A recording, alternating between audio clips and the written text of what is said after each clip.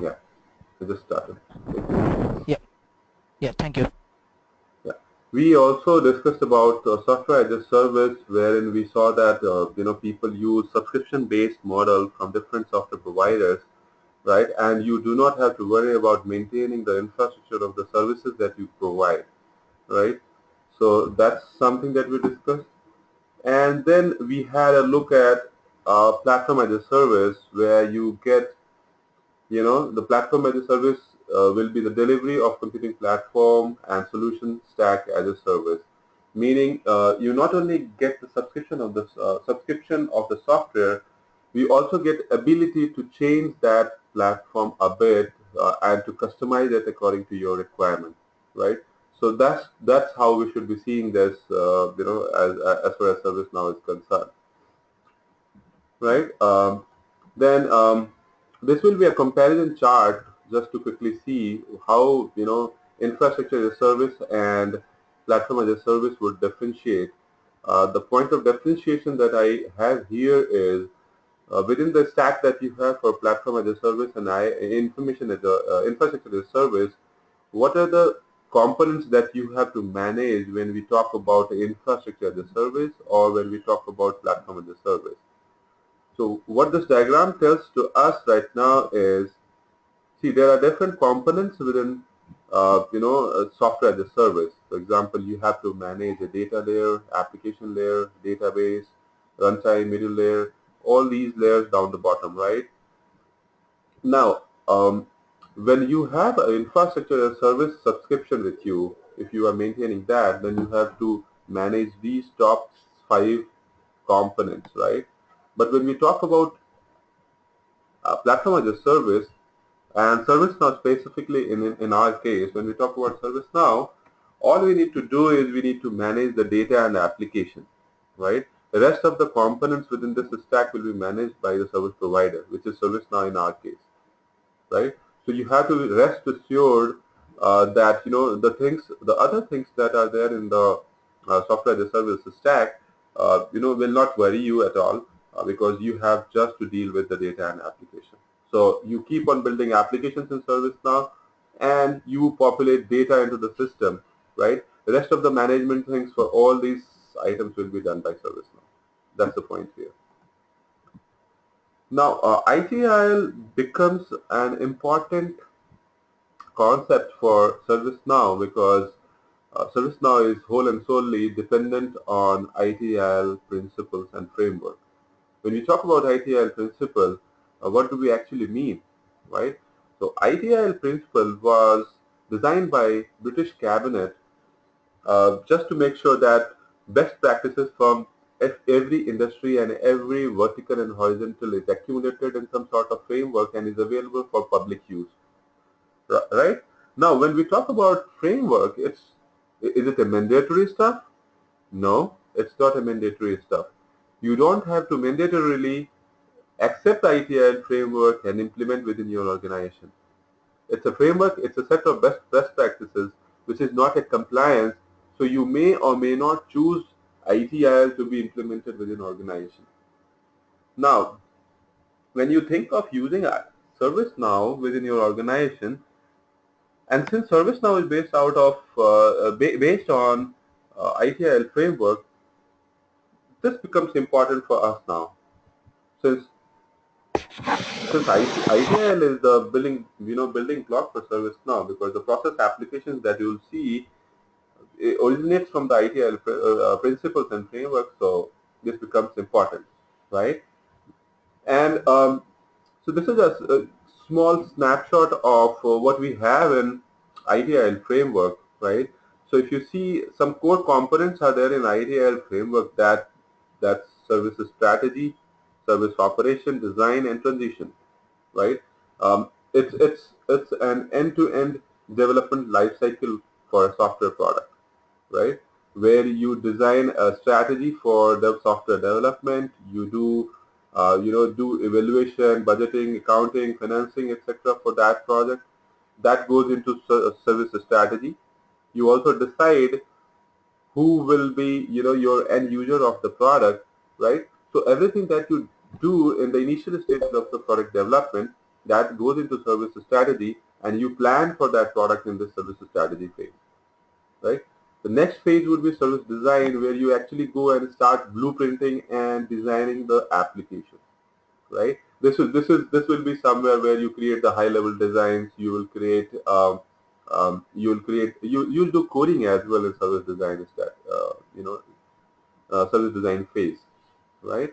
After you are done with the coding and unit testing, the next step goes into which is known as service transition, right? So this is your testing, evaluation, QA step within this software delivery process, right? The next step would be service operation, and this is where service now becomes very important, right? Uh, Service operation is something when the product is made live for consumer use, right? And you have to maintain that product so that the day-to-day operational issues or operational needs that you see for that product and the consumers around you will be fulfilled in this phase. So that's service operation. And then the next component that you see here is continual service improvement, right? So this continual service improvement shows to you that there is a need to improve the processes within this software development life cycle, and that is applicable to each phase of the software development and not just one, right? So this continual service improvement, the person doing service design and or service strategy or transition and operation, they'll keep reinventing the wheel within their process, within their team. They'll keep reinventing the processes and improve the processes within the team. And that process, that component within ITIL framework will be talked as continual service improvement, right? So these are 4 or 5 core components of ITIL framework, and based on which you have different tools available in ITIL framework. See, the different tools that you have will be standards alignment, where you have different standards across the industry, and this framework will help you do standard alignment, right, related to that. You will have different case studies from different areas. You will have templates for different stuffs. It talks about scalability, right? It ensures that following this, you'll get a quick win for different projects and products that you build, and different other aspects and tools available in service ITIL framework. So this diagram essentially shows to you how ITIL will be, what are the core components in ITIL and what are the tools available in it, right? Now, when we talk about ServiceNow, see the applications that we have, the template applications that we have in ServiceNow are, based on this ITIL. So the business processes and the flows that are designed are also derived from the processes available in ITIL framework. We will talk about it in greater detail when we go, when we reach at that point. Moving to the next slide. This screenshot gives you a snapshot of what are the applications available in ServiceNow that you can go ahead and use, right? So see, starting from service strategy, within service strategy, like I talked about financing, IT, and budgeting, right? You'll go ahead and see that there are a couple of applications available that you can use for service strategy making. See this orange bar here? It contains service portfolio management, project portfolio, and financial management. So these are the essential planning objectives that you have when you are into service strategy phase, right? And to support that, you have these three applications: service portfolio, project, and financial management. Talking about service design, there are applications available in ServiceNow. Those applications are like supplier management, availability management, service level management, and service catalog. Right? We'll talk about these applications in detail later. Moving to service transition. Service transition is, like we talked about, service transition is when you are done with, you know, building something, doing the coding. You are done with high level design or low level design. You implement that thing using coding or something, scripting. When you are done, you move that into a different phase, which is your testing phase, right? And that testing phase will, the testing and transitioning phase will include these many applications that you have, where it will have a change management process. That change management process will evaluate every change that is introduced into the into the system. By change, what do we mean? By change, we mean that any asset within the organization, whether it's a server, hardware, application, software, license, any asset within the organization, if it is going to change slightly, if any of the property of that asset or configuration item is going to change within the organization, that change has to be recorded within the system in ServiceNow, right? So if you have to record that change somewhere, that change recording process goes into this change management application, right? Again, we'll be talking about this change management application in greater detail later, but to summarize right now, this is how we'll be doing in change management. Every change within the organization will go into the change management application, right? Then we have a release management application that will take care of different release aspects of product that you have. We will talk about it as well.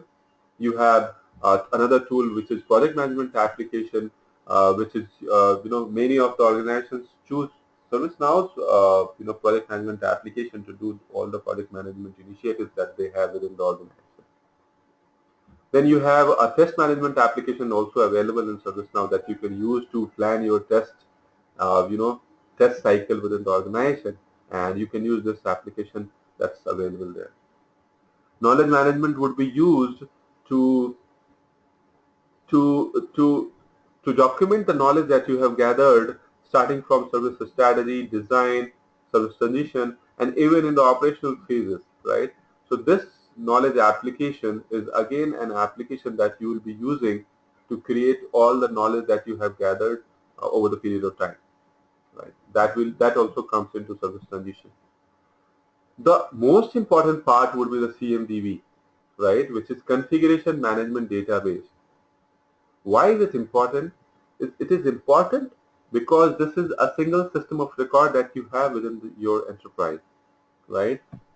Enterprises are actively using configuration management database as a single system of record and truth, meaning every asset within the organization, every event within the organization that is happening, right? Every asset that you have, the relationship the assets have with other assets, everything, relationship of that kind, every information will be stored into CMDB, right? And the records that you create from the change application or release application, test application, service catalog application, all these applications will be somehow interrelated or somehow related and will be stored into the CMDB, right? So that's why it becomes important because this is the building block for, this is the core component for ServiceNow application, and this will be a point of integration as well for you because whenever you have to interface your applications or third-party applications to ServiceNow, you will have to consider how do you import data into ServiceNow, and that data goes into CMDB somehow, right? So that's a component in ServiceNow that will be very important to discuss. Now, other applications that you have that is related to the ServiceNow operational aspects will be applications like asset management, request management, event management. See, let's talk about these applications quickly. So starting with asset management, every asset that we have within the organization, like the server, hardware, keyboard, mouse, networking devices, network cable, LAN, WAN, etc. Whatever you have, when you introduce this hardware or software or any asset within the enterprise, the day you introduce that asset within the enterprise, you maintain, you create a asset management lifecycle for that. You create an entry of that asset within the IT asset management application, where you go ahead and create a record for that application, and you also identify the date of decommissioning that asset from the organization, right? Right from the start until the asset is decommissioned, you have different phases for that asset that you are building into the organization, right? Um, you can think of it as maintaining those assets within the organization. So that goes into the asset management application, right? Request management will be, when you have different requests within the organization, like, you have procurement requests, you have service desk requests, any request that you have, that request management will go into this application, request management application. Event management, to describe event management, I'll say, let's take an example. If you have a server where you have 500 gigs of data, space available, right? And you have a system in place that will take care that, if there is a scarcity of system disk space available, you should be notified about that event, right? An automated email should fire whenever the disk space on the server is left, below 10%, right? So by doing this, you want to ensure that the server that you have, it should not run out of space, right? So if you have any automated process of a process like that, that goes into the event management process, right? So that will be taken care by event management process, where you will have a lot more automation done to make sure that your assets are maintained and the different triggers are hit whenever some events occur, right? Incident management will be any operational issue that you see with any of these applications that should be reported in terms of incident. And if an incident is reported, that has to be dealt separately and dealt as an incident, and that will be taken care of within this incident management application, right? Problem management would be, problem management is just like incident management, but there are some subtle differences between problem and incident, right? Um, for example, an incident becomes a problem when it affects more users, right? And not just one, or it affects, some critical applications which has a huge impact within the organization, right? Or it is a repetitive activity. If it is a repetitive incident which is not getting fixed because of the workarounds that you provide, right? Workaround, when we talk about workaround, is whenever an incident is reported, the person who works on that incident may suggest to have a workaround and resolve that issue, right? Workarounds are fine in incident management, right? Where you can provide workaround to your users and they can fix that issue using that workaround. But what happens if that incident keeps on appearing every now and then, right? If any incident keeps on appearing every now and then, that incident becomes a problem, and that has to be dealt separately, right? Otherwise, the other condition that you have is if the incident affects more users, not just one user, then that incident has to be taken separately and has to be dealt separately under problem management processes. So for that, you will have this problem management application. Likewise, you have reporting and dashboards available in ServiceNow that you'll be using. You have field services application. We'll be seeing what these applications are, right? So this is overview of what kind of applications you'll be having in ServiceNow, and these are the different stuff that you'll be learning. So these are from the user perspective, right? From developer perspective, things like, how will you build this application? How will you build this problem management application, right? How will you customize this incident management application, right? So this, as a developer, you will be thinking how to do these applications, how to customize these applications, how to customize the workflows behind these applications, right? So these will be your activities as a developer that you'll be doing, right?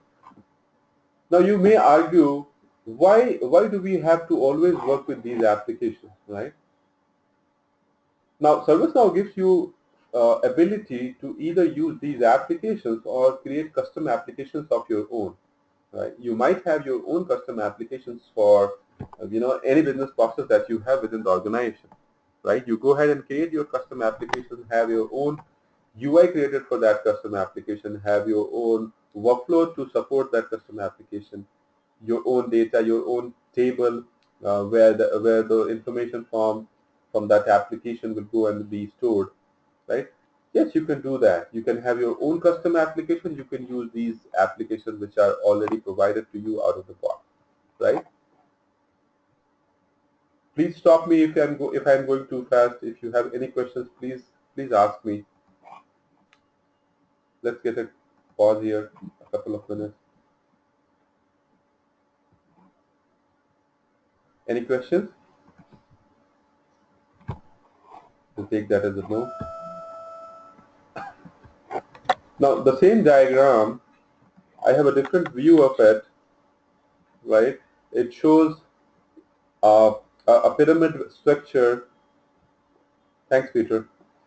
It shows a pyramid structure where, see from the top level where you have enterprise service model, right? And this enterprise service model will oversee different components, different business functions within the enterprise, right? It will include business management that has governance, vendor management, resource management, cost management, demand management, project and analytics. These components goes into business management, and for each of these components, you have applications available in ServiceNow, right? So see from this angle, see how an enterprise will be set up and what different functions within the enterprise would be there, right? So for these functions that you have within the organization, ServiceNow provides you a solution to that, right? Let's go to service management. Within service management, as we talked about, these are the components available, right? Release, password reset, problem, incident, CMDB, catalog, change. Most of these we discussed just now. The next is operation management and this application management, application development management. Operation management will also include discovery, configuration, automation, or orchestration, cloud provisioning, event, etc. Right? This extends this area from the previous screen. So apart from these applications that you have here, you will also have these. We'll be discussing in details later. And then when it comes to application development, you will have this app creator feature available, service creator, right? And then SDLC available in here, right? And then look at this area which says service automation platform. And it also highlights single architecture, shared resources, single data model, custom app development. What it points to you is you can build your own application, and that application will be based on the single architecture that ServiceNow has built. Meaning, the same architecture that is used to build all these applications in this, this red color but bars here. The same architecture can be used by you to create your custom apps, right? And the data model that is followed by these applications, you may follow the same single data model, and you may use a shared resources that is being shared within these applications, all of these applications, right? We'll be seeing how we can correlate these, these diagrams, these applications, and the custom applications that we are going to build. Okay. Now then you have, so this block that we are saying, the bigger block here, the enterprise service model, it is interfacing itself to service providers. So on one end, these are the service providers who will provide services to you, and those services will be integrated to your ServiceNow environment, right? On the other end, you have different departments along with, with whom you are working on a day-to-day basis, right? Different departments like, the HR department, the IT department, the IT support department, the ERP department that you have, the service desk department. So the departments of this kind. Hang on a second. Somebody text here. Of course, Kabir, we intend to cover all those topics that will be necessary to um, clear the admin certifications. In fact, in my previous batch, one of the attendants just cleared a admin certification, and she was, she informed me that she did. So you can do that, yeah.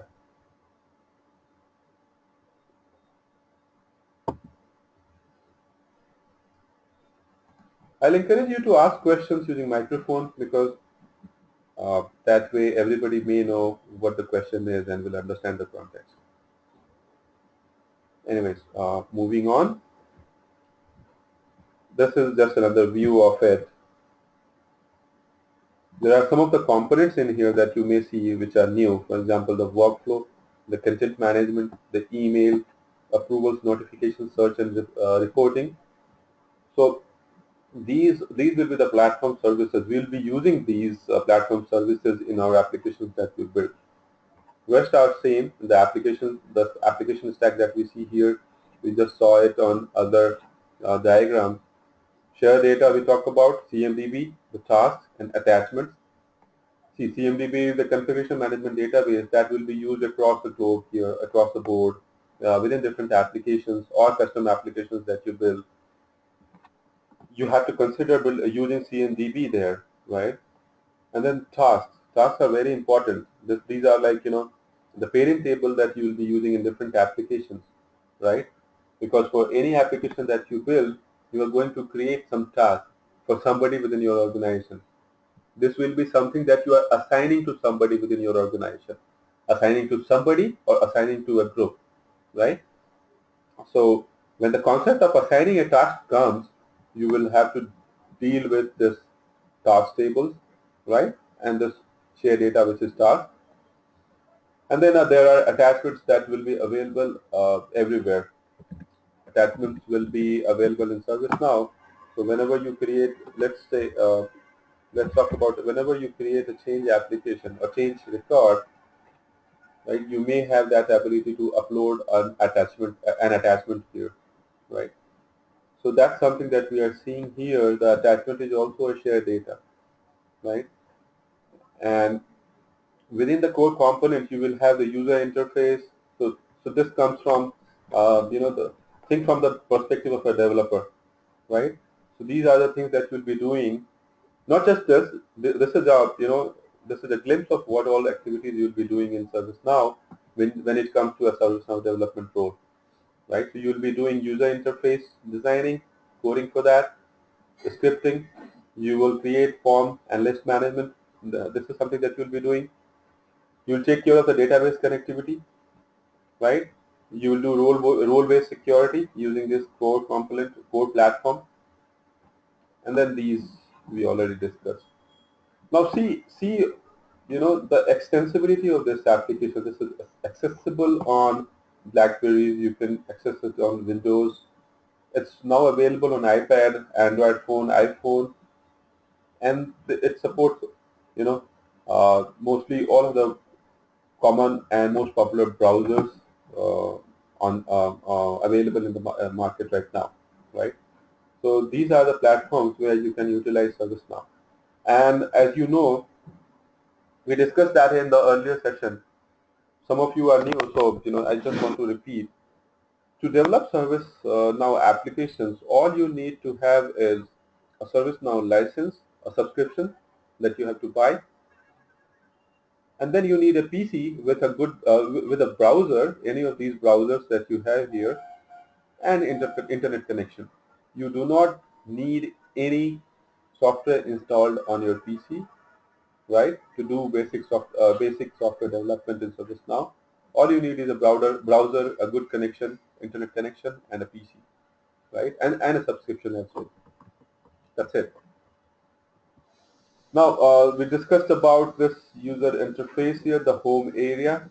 We talked about this edge, the top banner, the content area, this search button, this user information bar, right, and this navigation pane. We'll be seeing quickly, we'll go to this home page just now and start exploring these areas. So I hope you have a ServiceNow developer instance by now. Uh, Let me know if you don't have an instance of your own, because that's important. That's where you'll be practicing what we do in the sessions today. Do you all have your instance of your own?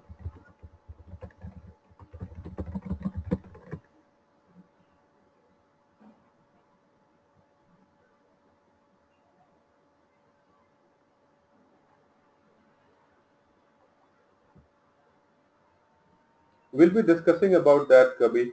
Uh, Helsinki features. There are different features available in Helsinki. Different features. You know, talking about incident application, they have changed the workflow here. Okay, Abhi and Vikrant, I'll encourage you to create your instances of your own. For now, I can give you my own instance, but will request you to go ahead and create an account on developer.servicenow.com and request an instance. These days, instances are available right now, right then and there. They are availing the instances immediately. So please do that. Now, answering Kabir's question about Helsinki, there are different new features available in ServiceNow, and they have customized several applications. Like this incident application, they have changed the workflow itself, right? It now has a different workflow. Uh, talking about talking about workflows and states, they have changed these states.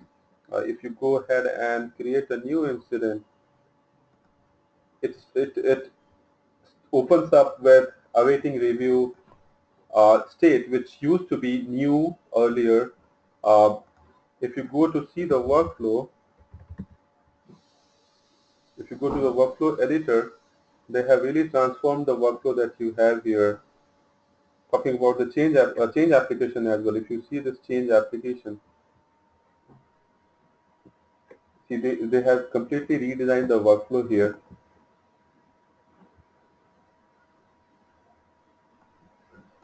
Should come.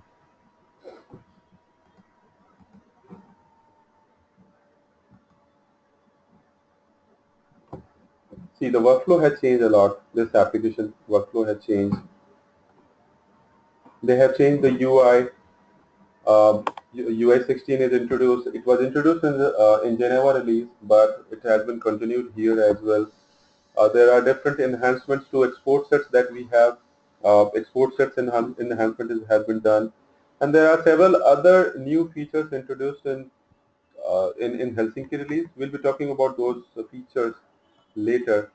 Uh, I just want to don't want to do this right now, because some of you are starting right now. Some of you are new to ServiceNow. So we'll be doing that we'll be doing a comparative study uh, between ServiceNow Helsinki and earlier releases. We'll be doing that.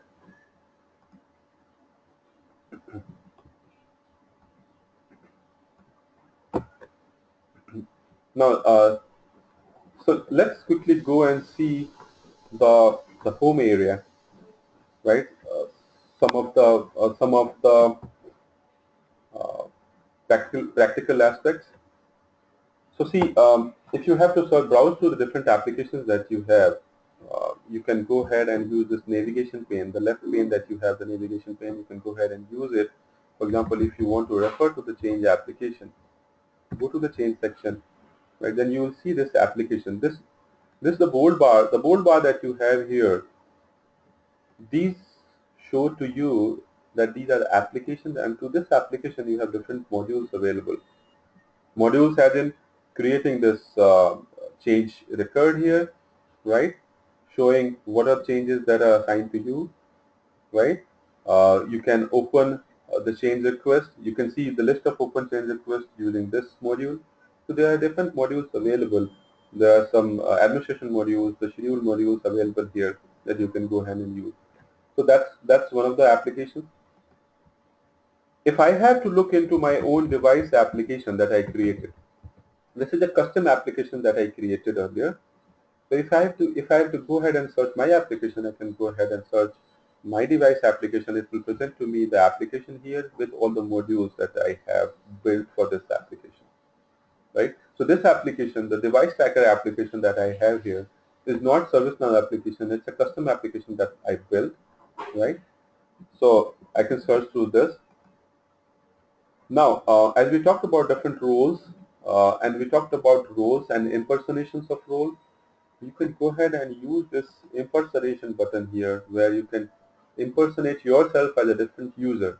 For example, right now I have logged in as a system administrator, but now if I need to go into ServiceNow instance as a David Lu, as a person known name as David Lu, I can go ahead and pick David Lu, and it will impersonate myself as David Lu, and you can go ahead and see whatever David Lu is able to see using the roles that he has, right?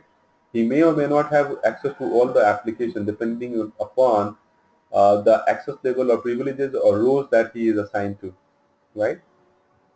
So that's how you impersonate yourself and go into and see as a different user. Impersonation will be important for ServiceNow developers or support personalities because they can go ahead and have a real feel of what issues the person is having, right? Without even have to, go to, person's desk or seeing, what issue he has without doing any, a lot of email exchanges. You do not have to do those email exchanges there.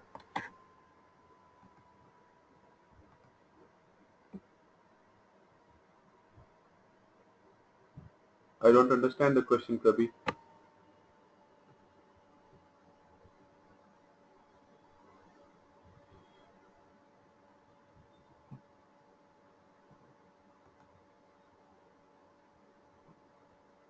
That depends. If you impersonation cannot be done by everybody. So if I hang on a second, I'm going to log out. Yeah, if a person has an admin right, then only you will be able to impersonate. If you do not have admin right, you will not be able to impersonate,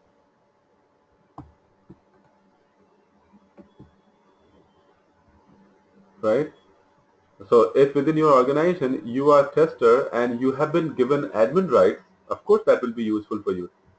But it totally depends how your organization has or your team has structured and what are roles that are given to your team or different individuals within your team on your instance.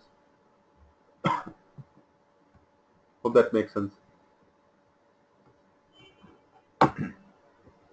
So that's impersonation. We'll be using this impersonation a lot when we do practical stuff. Now, when you have to learn a new tool anyway, you should be starting to understand the data structure that is laid behind that tool, right? So that's where comes the need for referencing the table structure, the data structure, the relationships that you have for that tool, right? We'll be discussing that, but let's first start with creating a user within ServiceNow, right? So if you have to create a user in ServiceNow, how do you do that?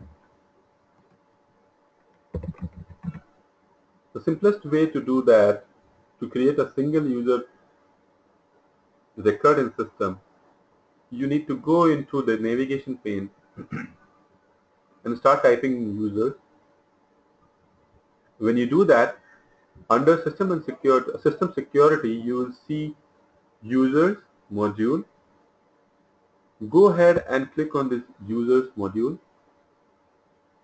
Clicking on this users module will present to you a list of data available from the user table, and that will be shown in this content pane area.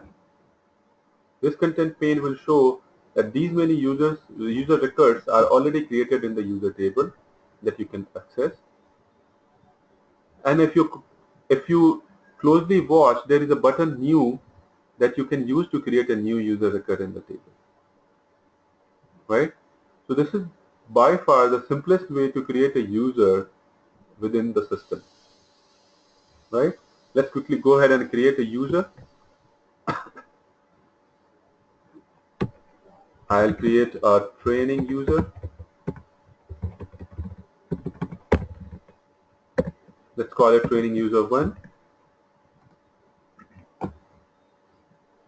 These are fields, some of the fields that you might like to fill in. For example, the first name, title. You may pick a title from here. For example, title will be different designation that you have within your organization. See, there are different controls in ServiceNow. We'll be discussing how to build these controls as well. See, this one is a lookup control, suggestion control that you have here. This is referencing some of the suggestions from some sort of table somewhere. We will see how do we pull information from different tables later. But this is a predefined list of items available for title. You go ahead and click this and you will get a list of items. Pick any one of that here and then you're done. Another control that we have here is a lookup control. See, the department control, it's slightly different than this one. This is a suggestion. This one is a lookup control. This is again referencing a different table, and from that table it is going to pull out information that you can pick, right? So this is essentially picking up the department table data and will be showing that here, right? Now, you can pick any of this information from the department table and include that to this user record that you're going to create. You have this new button here. This signifies that you can create a new department record in the department table from here, right here, right? We are not going to pick the department here or not going to create a department record, but that's how we do. If you want to have a password for the user, let's go ahead and put a password. I'm going to put a password as training user 1, right?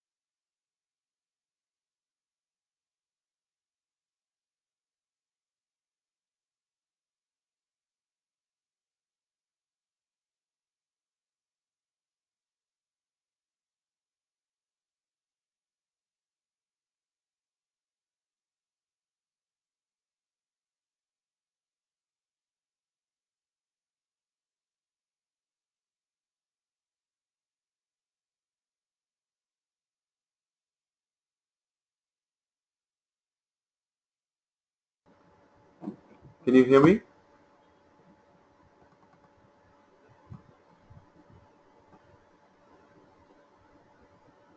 Okay. Sorry about that.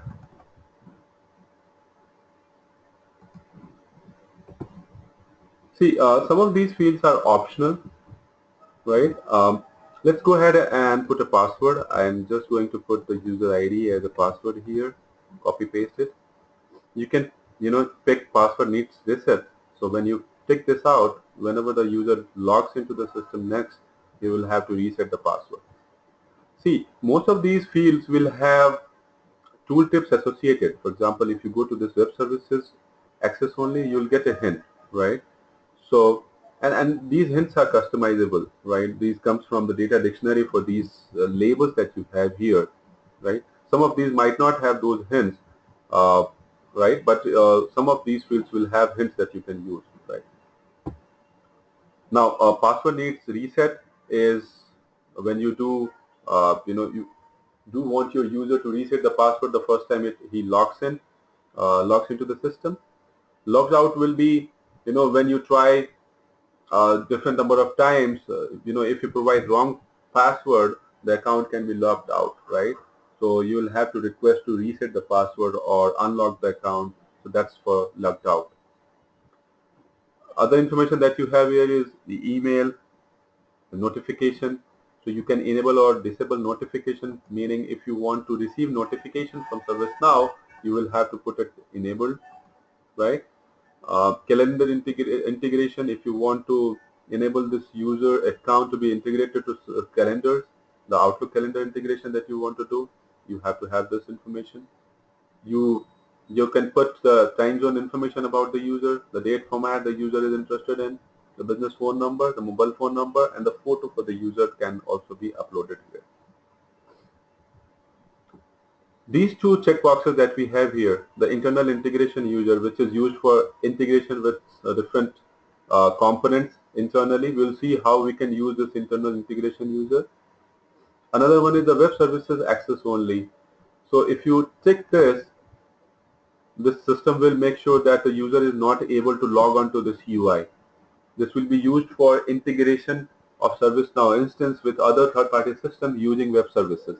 And when we talk about web services, we talk about SOAP integration or RESTful integrations, right? So this will only allow to do integrations using those web services and will not allow the user to log onto the interface and have a feel of this UI, right? That being said, let's go ahead and submit this record.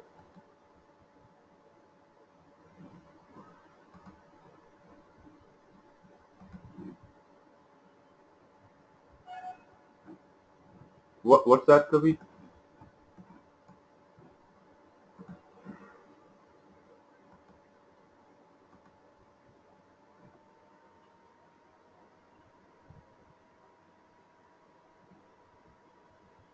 Can you rephrase the question or can you speak through the microphone? I want to make sure that I understand the question correctly.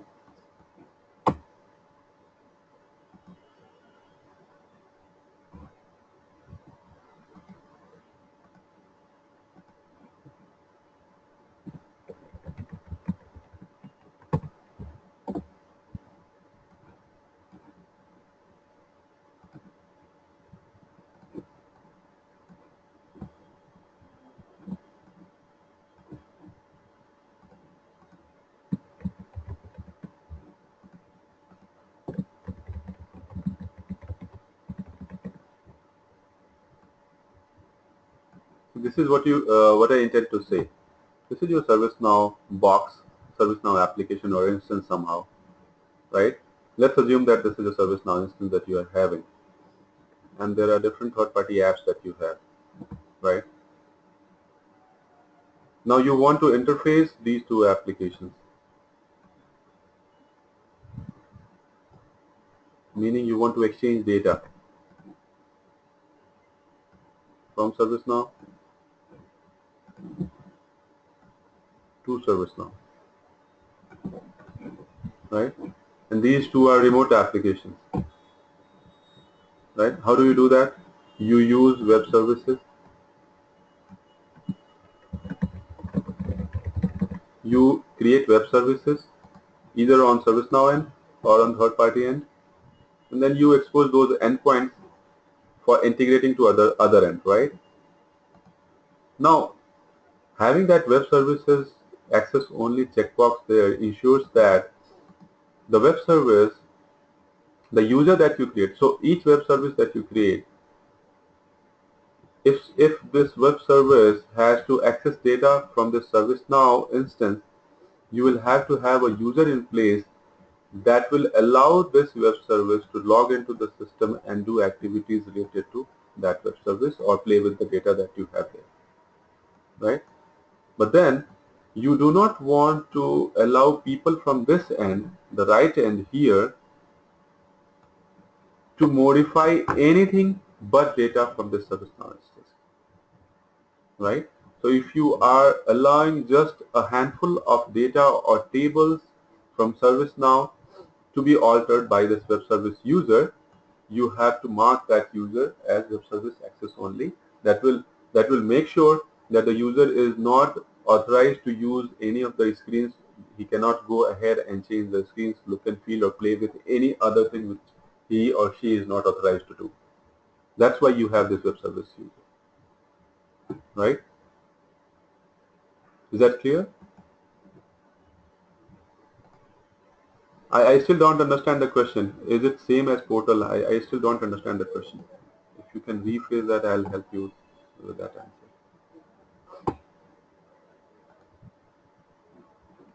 Okay. Now, now let's go ahead and try logging using that user. I'll go ahead and put training user 1.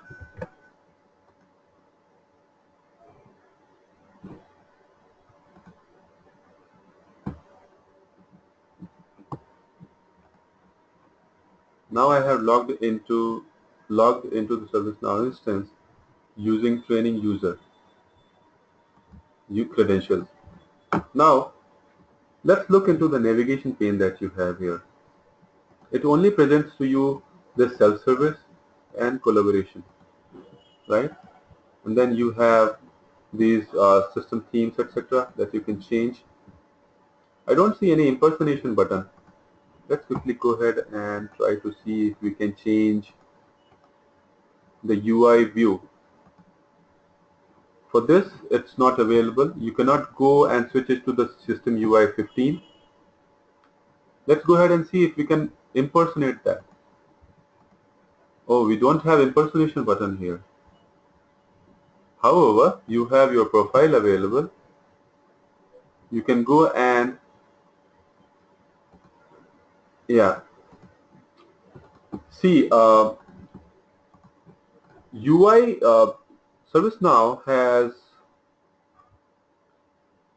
you see this ServiceNow application, it has a different CSS that you see here.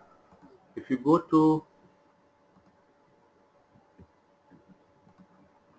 see, I'll go to the admin account and show you the other UI. This UI that you have seen, that you are seeing here, is having a different layout, different theme, a different CSS implemented. It's a more compact view that you see here. This view is known as UI 16 view, the latest view ServiceNow is offering to its users, right? The other view that we were on to earlier was UI 15, right, which was available up until Geneva release. It is also available right now, but now you have the ability to choose between UI 15 and UI 16. It's just a UI, a naming convention for the UI that you have. You can switch through those UI, whatever UI you prefer. Either you use the UI 15 having a different layout, or you use this UI 16 having another layout and another theme, etc. Right? Now, the point that I am trying to discuss here is using the training user. I can only see this self-service application with a limited set of modules, and I can see this collaboration application here, right? But remember, for the admin, we had different applications available in the nav pane that we were able to see, right? And we didn't have impersonation button for this standard user that we just created, the training user one that we created. We didn't have that impersonation button there. See, this is the UI 15. I'm saying, right? This is having a different layout, different look and feel, right? So that's UI 15. You can go ahead and change the UI from this 16 UI 16 to UI 16 from this settings gear that you have here. You have this button here which is known as switch to UI 16. When you click this switch to UI 16, you are able to change that to that theme, the UI 16 theme, right? And compare it to the training user that we just created. So the training user, just had the two applications, but the admin having a greater role will have different other applications available, right? And now you can go ahead and impersonate as well, right? But for the standard user, you were not able to impersonate, right? So that's the difference. Now, if we go back to the users and try to reopen that record, see there are some basics of how to search through the records that you have.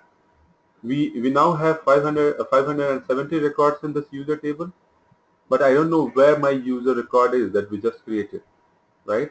So a few ways of doing that. You can go ahead and search through using these filters that you have here. For example, I can go ahead and search on the basis of training. When I do training, and I know that my user was training user 1, if I search on training, it will show me everything is starting from T, right? And see the filter applied here. It says from all of the records you are picking name is greater than equal to training, which means out of all of the 570 records that you had, you are picking those records which matches the criteria of training. Name is greater than equal to training. The other way of doing that is do a wildcard search, where if you do not remember the name correctly, you only remember the first four characters, you can go ahead and do a percentage search, a wildcard search, right? Put a percentage sign, prefix and suffix to the text that you want to search, and it will present to you the records which is eligible for that, the qualifying record. And see the filter here. Out of all the records, you now have name contains try, TRAI, right? And you now have, out of the 570 records, only 2 records qualified for that, and now you have these records here. You can also go ahead and search on the basis of user ID.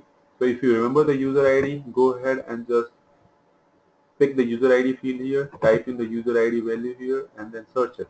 It will show to you the user ID at first, and then followed by all other records related to that, right? You can extend this filter and apply multiple filters here. For example, in this case, you can do user ID is greater than or is training user 1. You can apply and or several filters that you want to have. And the columns that you are seeing here is the table columns, right? So from the user table, you will see all the columns which is available for that user table, and you will get those columns, and based upon that, you can filter out, right? And there are different filtration criteria. For example, user ID starts with this, ends with this. User ID contains this. Contains is the person search that we were doing. Likewise, you have other filters or parameters or comparison types that you can apply to get the filter on, right? So that's another way of searching through the records that you have in that table. Let's go back. If you see, you have a setting gear button here, which is update personalized list. So this view that we see here is a list layout, right? Because it is listing all the records from the table, and the table here in this case is user table. See this label here, the users table, right? So you are seeing all the records from this user table, which is displaying 570 records. You have a filter button that you are using. You have a search button with some filters that you can use to go ahead and search based upon the text that you remember. And then you have this personalized list gear button here, which will be used to show the columns from the table that you are interested into. Right now, I can only see user ID, name, email, active, created, updated, and building, right? But what if you want to have some of the fields from this? You don't want this building column because you don't see any of the data populated here. So I can get rid of this building column, right? Then I can go ahead and pick some of, for example, I can pick city, right? I am interested into looking into what city the user is into, right?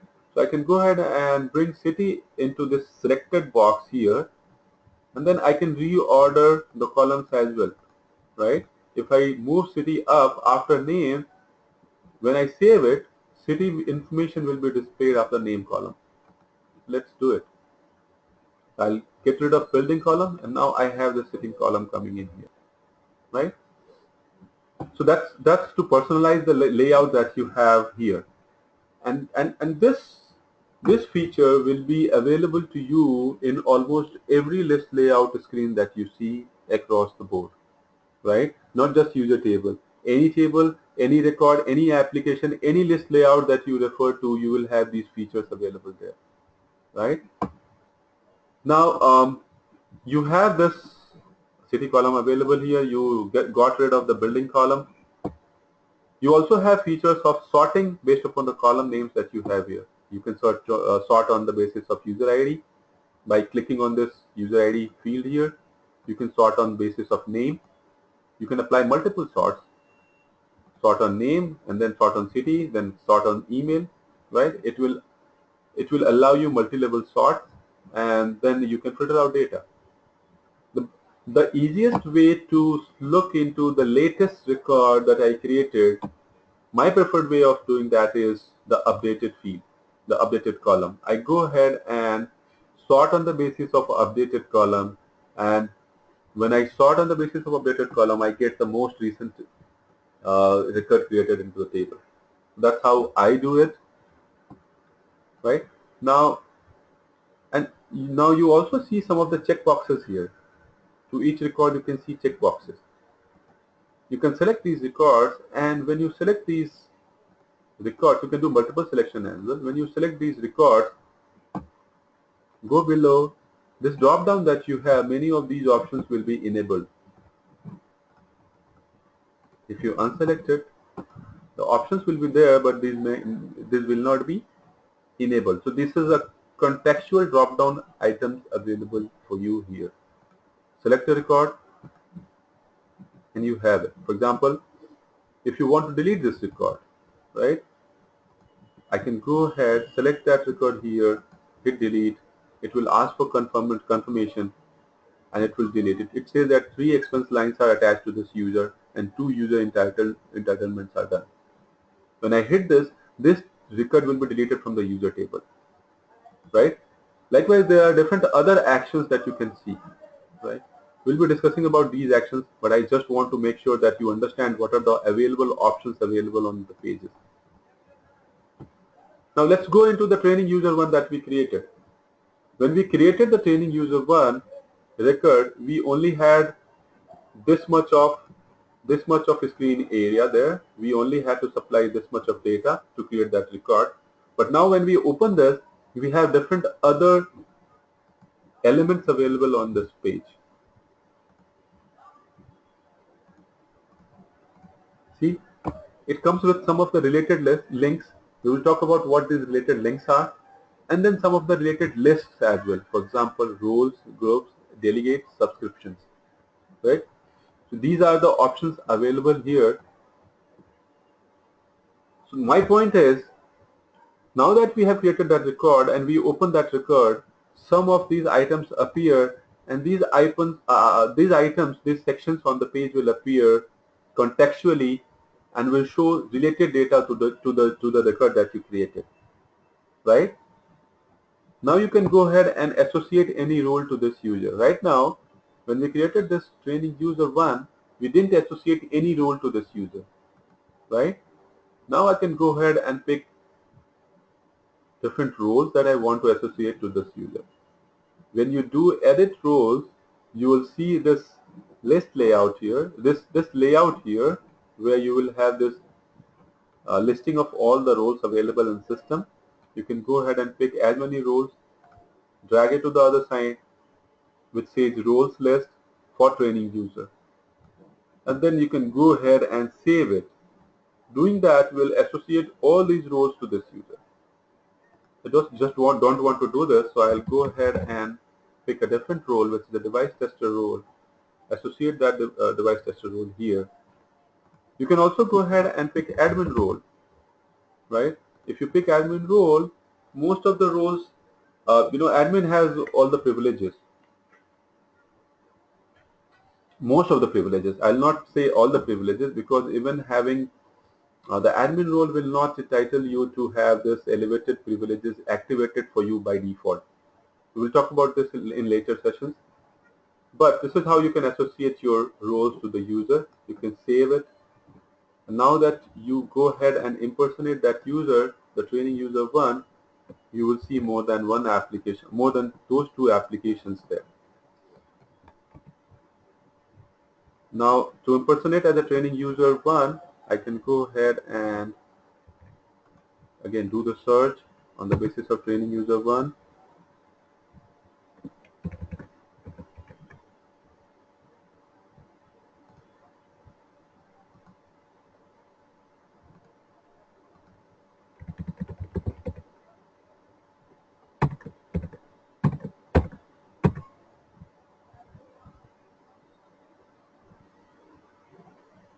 Okay, this is not displaying the ID field here, so it confuses me, right? See, this ID field, the user ID field, that is not getting displayed there. I'll talk about how to do that, how to display any of the fields on that screen. So I can go ahead and pick training user. I know that this is a training user because I didn't supply the email ID to it. So I can go ahead and pick training user, impersonate it, do OK, and then I'll be able to see through the view that this training user will now be able to see. See, there are different other applications available now for this training user, right? Because we supplied this admin role to this user. Okay, so this way we can create users, we can impersonate, having an admin role, we can impersonate to a different user and you know associate roles to that user account and allow users to access different areas of the application in the ServiceNow instance. Okay, so that's all we'll be doing today. Tomorrow we'll be discussing about groups, delegates, subscription, and then we'll go ahead into tables and columns and start doing tables and columns, start understanding how to create tables, how to establish relationship, how to see what schema map is, and how to take inference from the schema maps that we have within ServiceNow. So stuff like that we'll be doing tomorrow. But that's it for today. If you have questions, you are free to ask questions if you have any.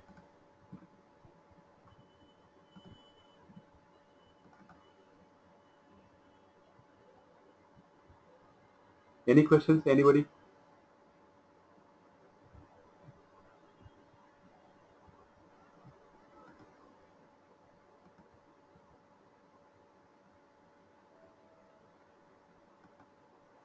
Any change that you like to have in this training, my style of training? See, the course duration will be somewhere around 40 hours. It will not be less than 40 hours, but it may extend more than 40 hours because sometimes some of the students or participants take some more time to do some of the components or developer activities. So at the minimum, we'll have 40 hours devoted for this training.